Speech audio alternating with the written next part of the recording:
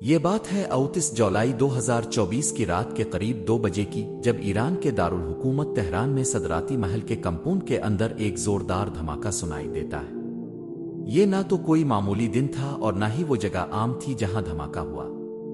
یہ دن اس لیے خاص تھا کیونکہ یہ ایران کے نئے صدر مصور پزشکیان کی حلف برداری کی تقریب کا دوسرا دن تھا۔ اس ہرے بھرے کمپاؤنڈ میں جہاں مختلف شاہی محلات نظر آتے ہیں، اس کے کنارے ایک 5 منزلہ عمارت واقع ہے جہاں ایران کے ریاستی مہمانوں کو ٹھہرایا جاتا ہے، اور اسی عمارت کے تیسرے فلور پر یہ دھماکہ ہوا۔ اس دن اس مہمان خانے میں کوئی عام شخص نہیں بلکہ فلسطین کے سابق وزیر اعظم اور حماس کے لیڈر اسماعیل ہنیہ موجود تھے۔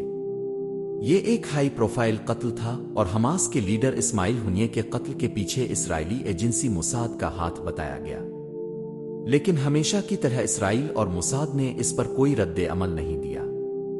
حماس کے لیڈر کو ایرانی صدر کے کمپاؤنڈ کے اندر اس وقت قتل کیا گیا جب وہ ایرانی انقلابی گارڈ کی حفاظت میں تھے، اور وہ بھی ایک ریاستی مہمان کے طور پر۔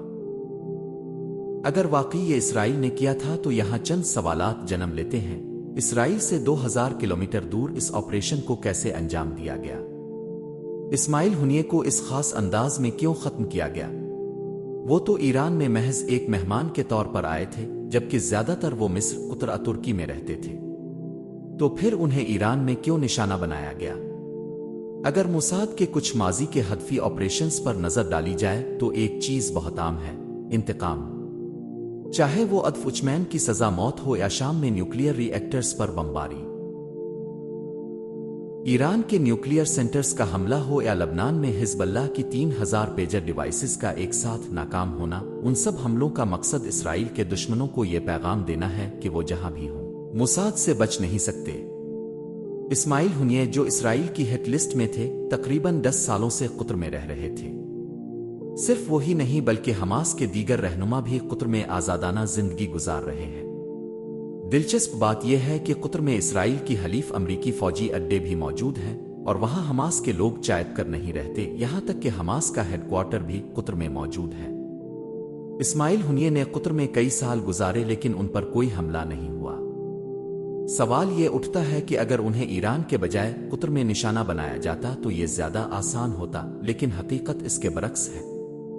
اس کی وجہ سمجھنے کے لیے ہمیں 14 سال پیچھے جانا ہوگا، جب اسرائیلی انٹیلیجنس ایجنسی موساد سے ایک بہت بڑی غلطی ہوئی تھی جس نے موساد کی ساکھ کو شدید نقصان پہنچایا۔ 2010 میں حماس کے لاجسٹکس آفیسر محمود عبدالروف علموو کو قتل کرنے کے لیے موساد نے ایک آپریشن ترتیب دیا تھا۔ موساد کے مطابق محمود ایران سے ہتھیار خرید کر غزہ پہنچا رہا تھا، اور اس نے ماضی میں 2 اسرائیلی فوجیوں کو ہلاک کیا تھا۔ اس آپریشن کا نام پلازما اسکرین رکھا گیا اور اسے دبئی میں انجام دیا جانا تھا۔ موساد کے 20 ایجنٹس کو بھیس بدل کر دبئی پہنچنا تھا۔ مسئلہ یہ تھا کہ اس وقت 20 ممالک ایسے تھے جو اسرائیلی پاسپورٹس کو تسلیم نہیں کرتے تھے، جن میں دبئی بھی شامل تھا۔ لہٰذا ان 20 ایجنٹس کو کسی غیر ملکی پاسپورٹ پر دبئی بھیجنا تھا۔ اسرائیل میں ایک نظام قائم تھا جہاں ان لوگوں کو شارٹ لسٹ کیا جاتا تھا جن کے پاس دوہری شہریت ہوتی، یعنی ایک پاسپورٹ اسرائیلی اور دوسرا برطانوی، امریکی یا آسٹریلوی۔ ایک افسر ان کے پاس جاتا اور ان سے پوچھا جاتا کہ آیا انہوں نے حال ہی میں اپنے دوسرے پاسپورٹ پر سفر کیا ہے یا نہیں۔ اگر کوئی کہتا کہ نہیں تو ان سے کہا جاتا کہ کیا وہ اسرائیل کی سلامتی کے لیے اپنے پاسپورٹ کی تفصیلات فراہم کر سکتے ہیں۔ اکثر لوگ انکار نہیں کرتے تھے۔ آپریشن پلازما اسکرین کے لیے موساد کو 20 غیر ملکی پاسپورٹ کی تفصیلات درکار تھیں، یعنی نام کسی اور کا ہوتا لیکن تصویر موساد ایجنٹ کی۔ ان فیک پاسپورٹس پر ایک سے زیادہ بار سفر کرنا کافی خطرناک ہو سکتا تھا، اس لیے پہلی ہی کوشش میں دبئی جا کر حماس کے لاجسٹکس آفیسر کو ختم کرنا بہت ضروری تھا، لیکن ایسا ممکن نہ ہو سکا۔ پہلے دورے میں ایجنٹس نے محمود کو دبئی میں فالو کیا اور اس کی حرکات پر نظر رکھی، لیکن اس سے پہلے کہ ایجنٹس کوئی کارروائی کر پاتے محمود دبئی سے نکل گیا۔ دوسرے دورے میں ایجنٹس کو دوبارہ انہی پاسپورٹس پر دبئی آنا پڑا اور وہ محمود کا پیچھا کرتے ہوئے اس کی کافی میں زہر ڈالنے میں کامیاب ہو گئے، لیکن محمود کی موت نہ ہو سکی۔ اس کی طبیعت خراب ضرور ہوئی اور وہ اپنے گھر شام چلا گیا۔ 2-3 महीने बाद महमूद दोबारा दुबई आया और मोसाद एजेंट्स भी वापस दुबई पहुंच गए, उन्हीं फेक पासपोर्ट्स पर जिन पर एक से ज्यादा बार सफर करना उनके लिए काफी खतरनाक था। इस बार उन्होंने महमूद के होटल में ही कयाम करने का इरादा किया। मुख्तलिफ भीसों में कुछ एजेंट्स ने महमूद का होटल की लिफ्ट में पीछा किया और एक एजेंट ने देखा कि वो कौन से कमरे में जा रहा है। ये सारा ऑपरेशन सीसीटीवी कैमरों में रिकॉर्ड हो रहा था। वो महमूद के बराबर वाले कमरे को बिक करने में कामयाब हो गए। इनमें से 4 एजेंट्स ने किसी तरीके से महमूद के कमरे का दरवाजा खोला और अंदर घात लगाकर बैठ गए। जब महमूद शॉपिंग से वापस आया तो इसे एक अल्ट्रासोनिक डिवाइस से कत्ल कर दिया गया। इस डिवाइस की खास बात यह है कि यह बगैर किसी सुई या जिस्मानी निशान छोड़े दिल को रोक सकती है। ये सारा ऑपरेशन प्लाज्मा स्क्रीन किसी हॉलीवुड फिल्म जैसा लगता है, सिर्फ एक फर्क के साथ कि फिल्मों में एक हैकर बैठकर सिक्योरिटी फुटेज में रद्दोबदल करता है, लेकिन यहां ऐसा कुछ नहीं था। एजेंट्स की सारी हरकत सीसीटीवी में रिकॉर्ड हो रही थी। एजेंट्स ने महमूद को ऐसे अंदाज में मारा कि जैसे वो कुदरती मौत मरा हो, और सब गैर मुल्की एजेंट्स दुबई से फरार हो गए। जैसा कि उन्होंने सोचा था वैसा ही हुआ। दुबई पुलिस ने कहा कि महमूद की मौत दिल का दौरा पड़ने की वजह से हुई है, लेकिन हमास ने दावा किया कि महमूद को कत्ल किया गया है। दुबई पुलिस ने सीसीटीवी फुटेजेस देखी और इमिग्रेशन के रिकॉर्ड्स चेक किए, तब मालूम हुआ कि यही फेक पासपोर्ट्स मोसाद के एजेंट्स को दुबई लाने के लिए इस्तेमाल हुए थे। पता चला कि 20 एजेंट्स ने इसी वक्त दुबई में एंट्री की जब महमूद वहां आया था। सिर्फ एक बार नहीं बल्कि तीनों दौरों में उनकी एंट्री महमूद की एंट्री से बिल्कुल मिलती थी। दुबई पुलिस ने उनके वारंट गिरफ्तारी जारी कर दिए। ये इन लोगों के लिए हैरानी की बात थी जिनके असल में ये पासपोर्ट्स थे। जिनके पासपोर्ट्स इस्तेमाल किए गए थे वो ऑस्ट्रेलवी, बरतानवी, आयरिश और जर्मन शहरी थे। जब उन्हें पता चला कि उनके नाम पर दुबई में कत्ल हुआ है तो वो भी शदीद नाराज हुए। ये मामला आलमी सतह पर रिपोर्ट हुआ और इस कत्ल को लेकर उन ममालिक की बदनामी होने लगी।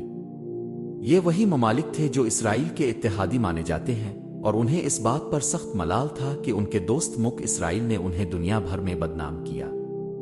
मोसाद का ऑपरेशन प्लाज्मा स्क्रीन इसराइल के लिए काफी बदनामी और मनफी तासुर का बाइस बना। इसराइल जो दरअसल अपने इत्तेहादियों के सहारे ही मशरिक़ वस्ता में मौजूद है, अपने इत्तेहादियों का एतमाद खोने का मुतहम्मिल नहीं हो सकता था।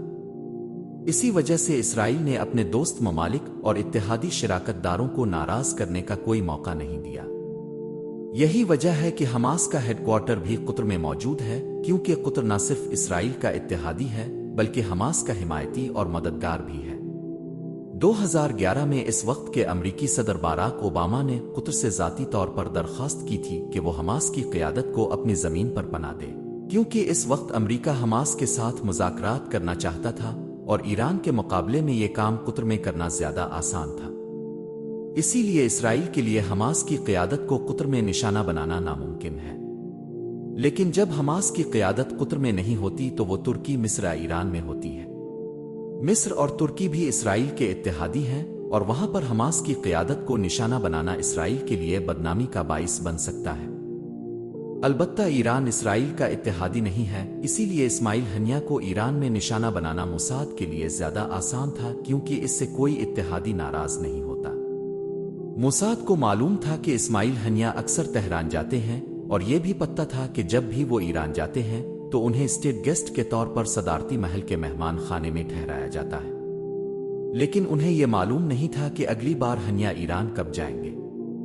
इसी दौरान एक वाकया पेश आया जो इस्माइल हनिया को ईरान बुलाने का सबब बना।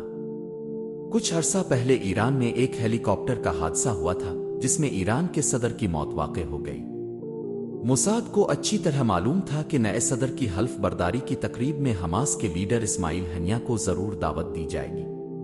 मोसाद के एजेंट्स ने सदारती कम्प्लेक्स के 2 गार्ड्स को पैसे और यूरोप में पनाह का लालच देकर इस बात पर राजी किया कि वो इस्माइल हनिया के कमरे के बिस्तर के नीचे एक बम नस्ब कर दे। ये टाइमर बम नहीं था बल्कि रिमोट कंट्रोल से चलने वाला बम था।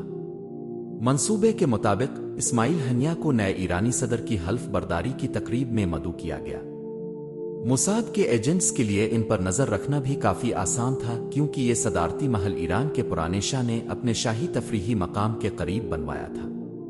यहाँ से 7 किलोमीटर लंबी चेयर लिफ्ट इस तफरीही मकाम तक जाती है और चेयर लिफ्ट से वो इमारत वाज़े नजर आती थी जहाँ इस्माइल हनिया ने रात गुजारनी थी। एजेंट्स ने आ तो खुद देखा अंदर मौजूद गार्ड्स की मदद हासिल की।